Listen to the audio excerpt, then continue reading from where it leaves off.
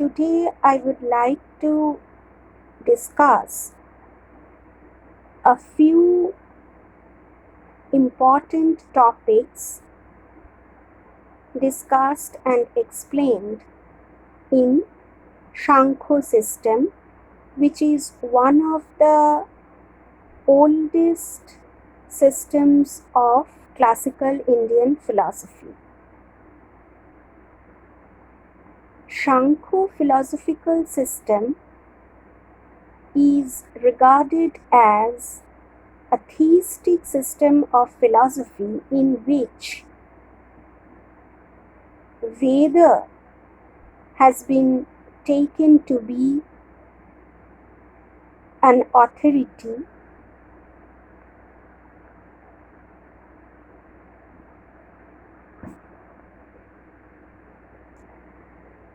and as a result the system is regarded as a theistic system. Now, though it is a very old system of classical Indian tradition, yet the scriptures, the texts that we find regarding the subject matter of Samkhya philosophy is, or rather we can say are, a few. Among these texts of Samkhya darshan or philosophy, the most dependable one is regarded as Samkhya karika, and the explanations on those karikas by the renowned scholar Vachaspati Mishra.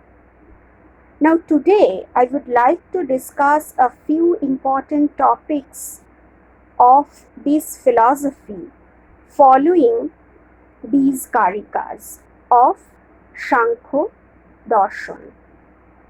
First of all, we find that in the first karika of Samkhya karika and Tattva-Kaumudi, the Samkhya philosopher has tried to categorize suffering. Suffering, which is a fact and phenomenon we cannot deny in our life, is such a common fact that we cannot but experience and we suffer. All of us suffers this or that during our life, and all of us try to avoid this suffering. From this fact, from this very experience, Samkhya philosophy starts. Samkhya philosophers admitted suffering and they tried to give a means to avoid suffering. According to them, the suffering is categorized into three types. Suffering is categorized into 3 types, and these 3 types of suffering explain all the sufferings from which all of us suffer in our lifespan. The first category is regarded as adhyatmika kind, which is intrinsic in nature, that is the cause or causes of this adhyatmika kind of suffering are intrinsic in nature. We cannot find the causes of this type of suffering outside the world. On the other hand, this type of suffering, the roots of this type of suffering, we find within. Now, this Adhyatmika variety of suffering again is classified into two categories. One is the physical and the other is the mental. Now, due to some deficiency of our physical organs or impairment of physical organs, when we experience kind of suffering, then it is regarded as physical adhyatmika suffering. And according to the Samkhya philosophers, this physical suffering largely is due to three factors. These are the factors which the balance of which actually maintain the balance of our body as well as our health. So, in order to maintain a good health, the balance of these three factors are required. So, whenever there is imbalance of any of these three factors, then we find that there is a disease from which we generally suffer. Now, which are these three factors? These factors are regarded as Vayu, Pitto and cough or Shleshma. Now, these are the factors, as we have told you, which are the most important elements responsible for the stability of our physics, as well as their stability maintains our good health. So these elements are very important. Now, regarding the second variety of adhyatmika suffering, we find that it is regarded as mental.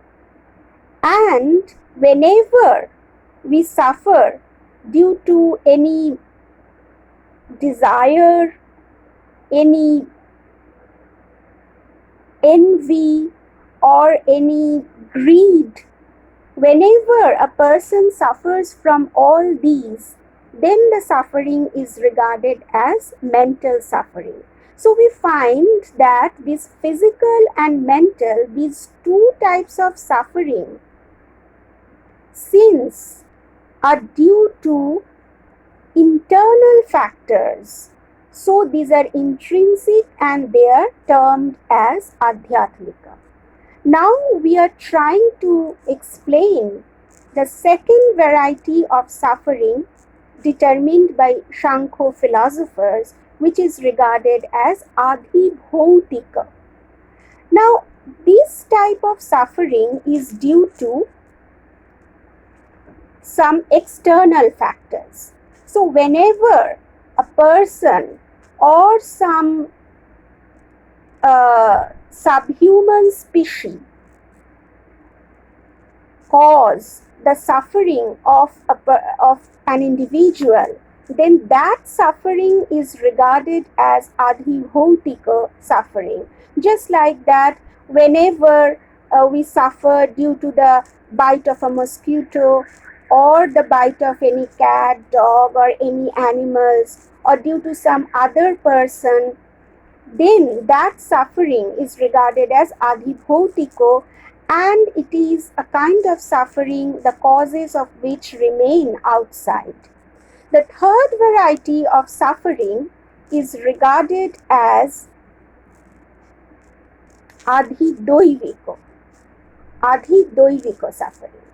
Now, this suffering also is caused by external factors, but these external factors are generally kind of factors which we find not among the animal kingdom but in nature.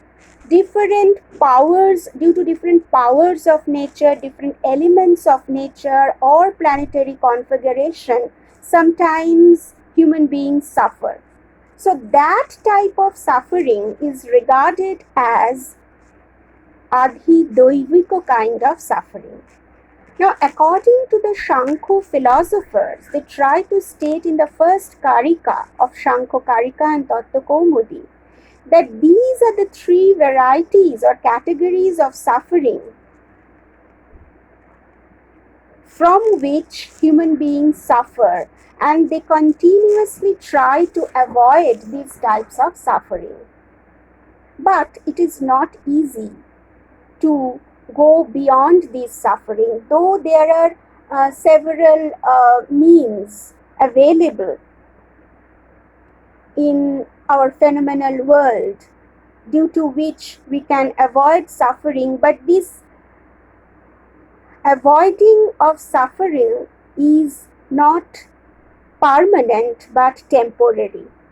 We all know that we suffer, sometimes we take the measure and our suffering ceases to exist for the time being. But since it is not permanent, the cessation of suffering is not permanent, so it comes again and we start suffering again. So human beings often tries to know the means for the cessation of the permanent cessation of suffering. In other words, they wish to get rid of the suffering for all the time. So the Sankhyakas, the philosophers of Sankhya system, claimed that if someone study the philosophy of Sankhya, then only he can avoid all these types of suffering permanently.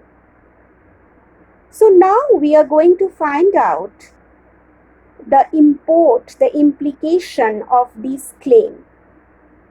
Why they are claiming in this manner and what do they want to state by this claim? They claim that generally in our phenomenal world, in our experience, whenever we experience something, for the time being, we take it as static. We never understand that the phenomena that we experience are changing and they will cease with time. So often we fail to distinguish between a changing phenomena and something which is eternal. Now, in our life experience, we cannot perceive something eternal, that we know. But Sankhya philosophers are claiming that in reality, there are two types of entities. One is changing, fleeting, non-eternal, and the other is the eternal. So they name the first one as Prakriti, which is changing.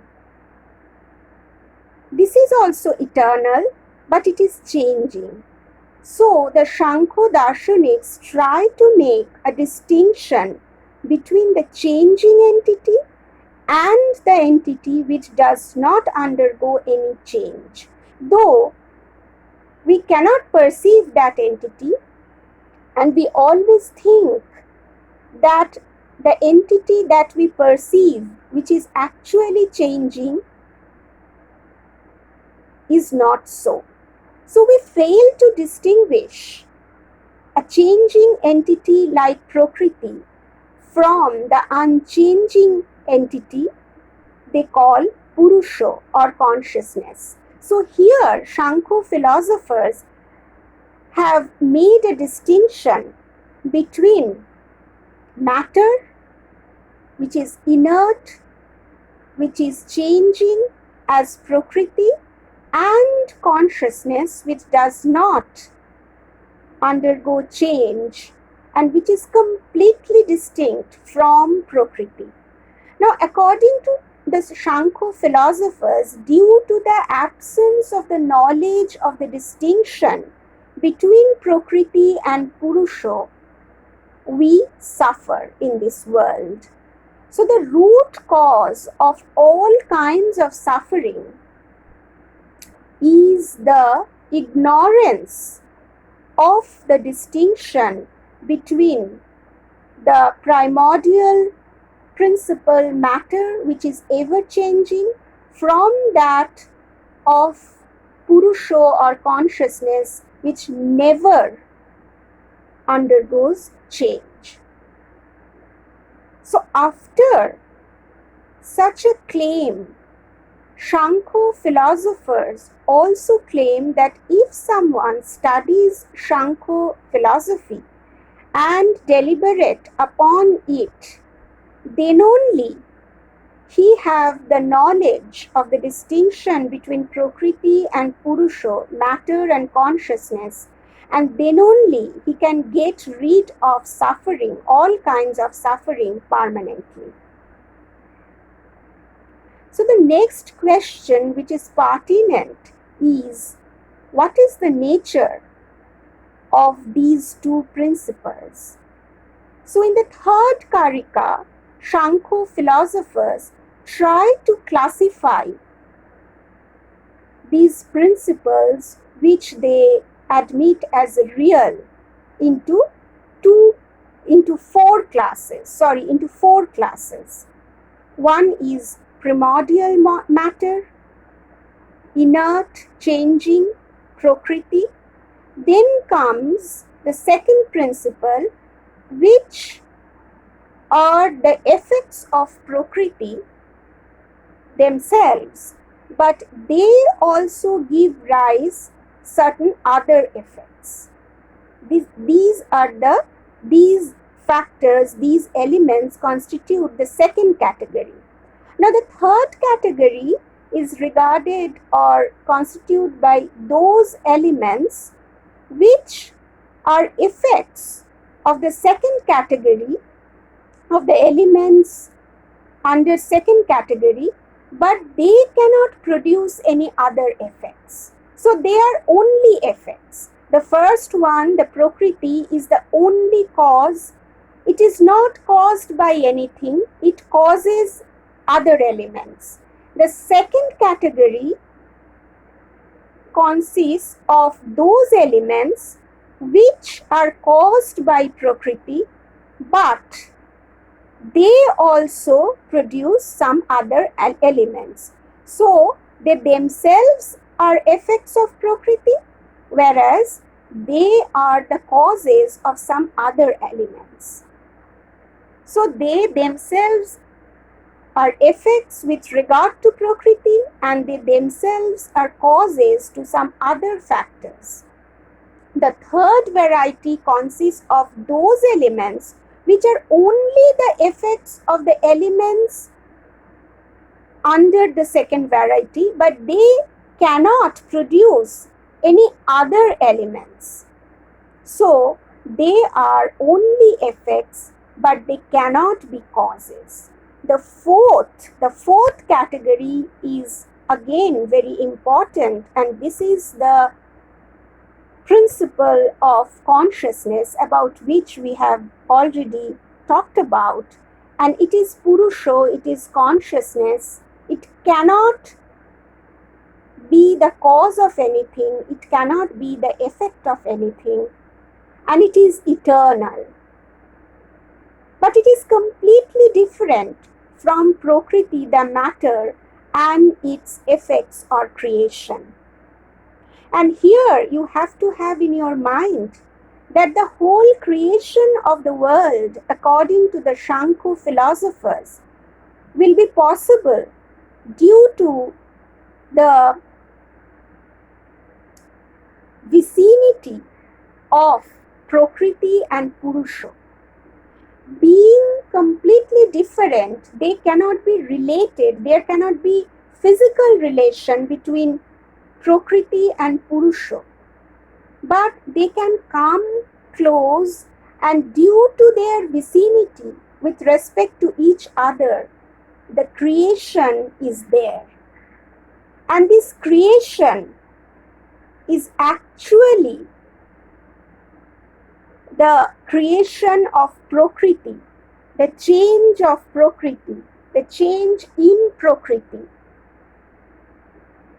And we find that in this change, Purusha does not have any active participation, though for the first creation, the remote connection between Prakriti and Purusha should be there. So this is a unique way of explaining creation, the phenomenal world, and the two principles, the primordial principles and the four types of categories which Samkhya philosophers have described in their philosophy. Now, as we have mentioned the four categories regarded or admitted by Samkhya philosophers, I again recapitulate it by stating that these are four. The first is Prakriti or matter. The second is that class which consists of certain elements which are caused by Prakriti, but these themselves cause some other elements. The third category consists of those elements which are only caused by the elements we find in the second category, but the elements of the third category cannot cause anything else. And the fourth category is the completely different principle, which is consciousness or Purusha, which doesn't have any similarity with Prakriti and its creation or evolutes. Now, regarding the evolutes of Prakriti, which we find in the second category and in the third category, now we are going to discuss. In the second category, as I have already mentioned, that the elements consisting the second category are caused by Prakriti, and they also in their part cause some other elements which constitute the third category. Now, this second category, which are the elements that constitute the second category? These are Buddhi or Mahat, Ahankar or ego,